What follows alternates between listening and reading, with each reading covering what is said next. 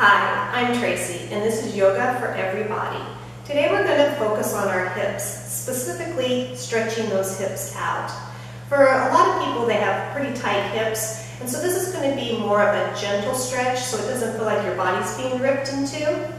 When I focus on a specific area, I like to try to warm that area up before we get into a good stretch. So for the hips and glutes, a good warming up technique without having to do too much is what's called rocking the baby. So you're just going to hold your shin and calf at a 90-degree angle, and you just kind of move that knee out to the side. So this little action is bringing a lot of energy here to the hip and the glute area. There's no specific time or how many repetitions you have to do. What you're going for is a warming action in this right glute. Everybody will have a different amount of time that they need.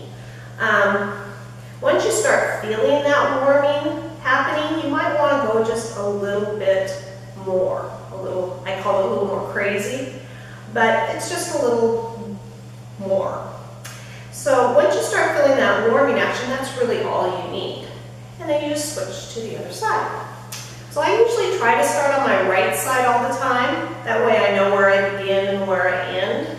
So this time I'm doing my left leg. And again, I'm just moving that knee out to the side.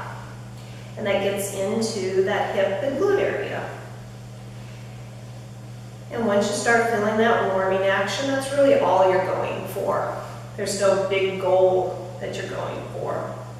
Again, we're doing something very gentle here. So once you get that warming action, we're just going to be in a nice, we'll call simple posture. For simple posture, again, I always try to start on my right side. So you're going to take your left heel towards your groin, and then just place your right shin in front of it. And this is simple posture. And the only thing you really are trying to go for is keeping your hips level and even. You don't want to have one hip hitched in front of the other. So you're pretty much square on your mat. And again, we're doing a nice gentle stretch here. So we are going to come forward, but I only want you to come forward until you feel a nice little tug in this right hip. So for some people, it might be just a tiny little bit. If your hips are not too bad, you can come down a little bit farther. But again, you're only going until you feel that nice little tug in that right hip. In this position, I like to tell people on their exhales to take their belly button back toward their tailbone. It's just an internal action that happens, and it makes you feel like you're lengthening this lower back, the sacral part of your back, and allows you to get a little bit deeper into this hip. So it's a nice, gentle, hopefully, if you're not going too low for your body, way of getting into the hip and that right buttock. Once you feel that stretches, the intensity of that stretch is lightening up a little bit, you can actually take it a little bit deeper if your body allows you to that day by going towards the left knee. So you're working on the right hip. So to get more intense, you actually take your chest over towards that left knee. And it just allows you to get into this right hip and buttocks area a little bit more. So again, only go as much as your body is feeling it. You don't want to overstretch because this is a gentle one. We're trying to take that, my body's being ripped in two, feeling away on this one. And, you know, any stretch, you're kind of going for maybe a 45-second time limit on them. In yoga, we usually say maybe 3 to 5 breaths. And then when you're ready, you're just going to go to the left side. So now the right heel comes towards your groin and the left shin is in front of it. It's very simple. You're not in lotus. It's just a simple posture. Making sure your hips are square with your mat.